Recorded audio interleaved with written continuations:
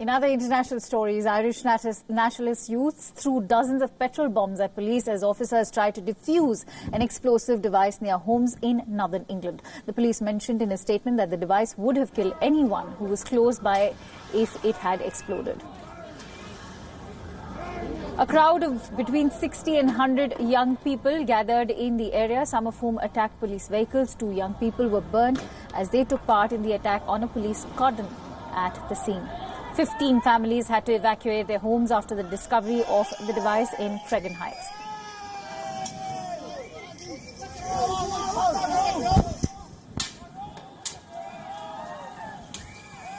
The police are now holding the new era responsible for planting of the bomb. The IRA is being held responsible, and the new IRA is a splinter group from the dissident Republican group, the IRA, or the Irish Republican Army. There has been an increase in attacks in recent months, raising fears after Britain's decision to leave the European Union. Now, Brexit could now be intensifying tensions in Ireland along the EU's only land border with the United Kingdom.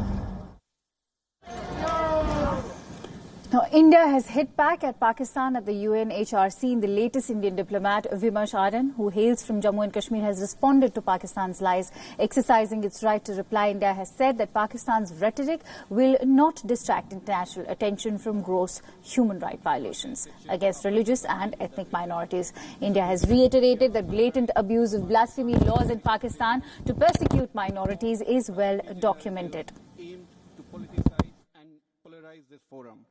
Pakistan realizes that our recent decision cuts the very ground. In its strong rebuttal, India said that as far as OIC is concerned, it has no locus standi to comment on the international affairs of India. The recent incidents of abduction, forced conversion and marriages were also brought up at the UNHRC. India categorically stated that the incident exemplifies the state of women from minority communities in Pakistan. The audacity to tell others about human rights that it so egregiously violates again and again. Mr. President, as regards OIC, it has no locus standi to comment on the internal affairs of India. Jammu and Kashmir has been, is and shall continue to be an integral part of India.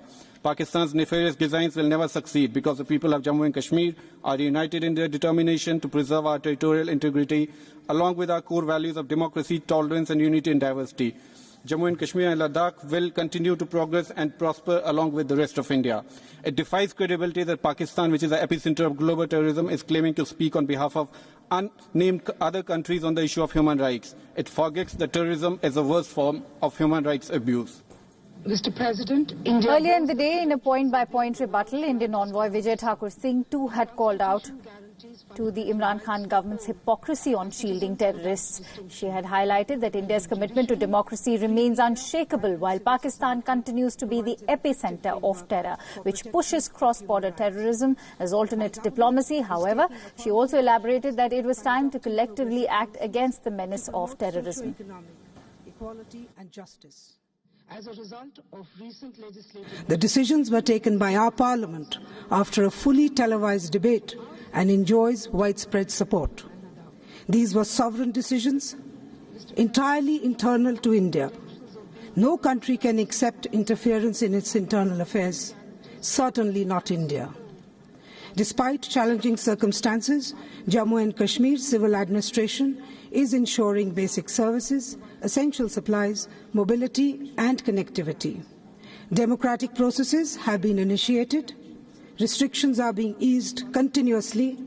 Temporary preventive measures were needed to ensure security in the face of credible threats of cross-border terrorism. One delegation here has given a running commentary with offensive rhetoric of false allegations and concocted charges against my country. The world is aware that this fabricated narrative comes from the epicenter of global terrorism, where ringleaders are sheltered for years. This country conducts cross-border terrorism as a form of alternate diplomacy.